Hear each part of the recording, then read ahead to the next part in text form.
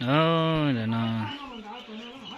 nó tiền lại để chờ tôi phải không cho nên chỉ phải sinh sợ đây nó cho không sợ đây cho nên một sai sẽ nó dùng để chán nó phải tạo từ lo chạy nó sợ nó chỉ là đầu hành nữa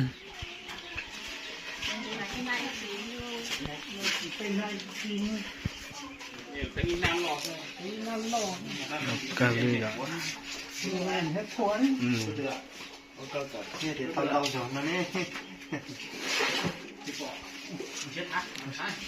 ta có phai mà cho chỉ phải sẽ rồi đó không nhiều phai để cho nó nữa đầu hành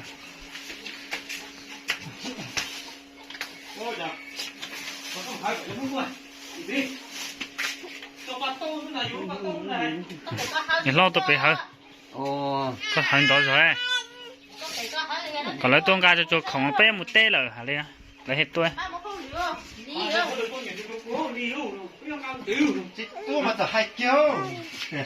Chỉ có mà cái gì nữa?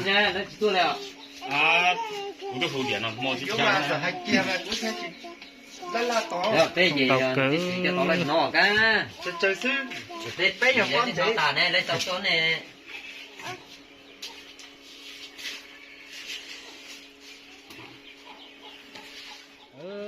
Sai đây ta xin nó tỏ phải không cho nên chỉ phải sinh ra đây nó Đây con chị hả? Đây có xuống ha. Đây con xuống đây. Tại cho thầy nó mà. Cô. Kia con đấy là tiếng à. Anh hút của tôi cũng có không cái chuyện kiểu. Ít con thành thế luôn.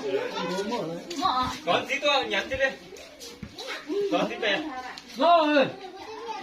Nhặt cuốn tầm á. Cái là của. To.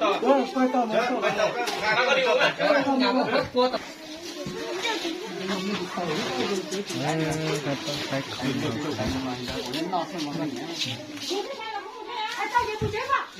không Một chế sao có tính không? Hai lấy chỗ rồi, chị đâu tuôn ra này.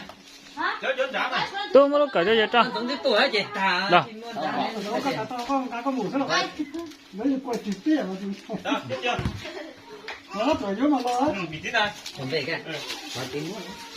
đấy chỉ tôi thì cho chúng ta Còn đây tao tên nào?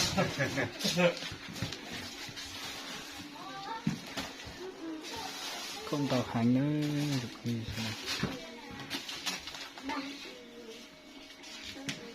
phải cho phải gì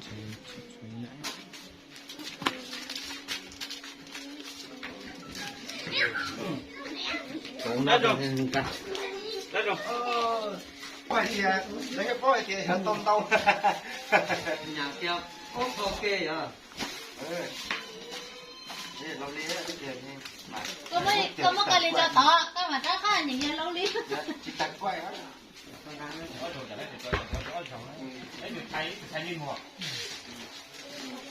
chỉ ta thay có cứ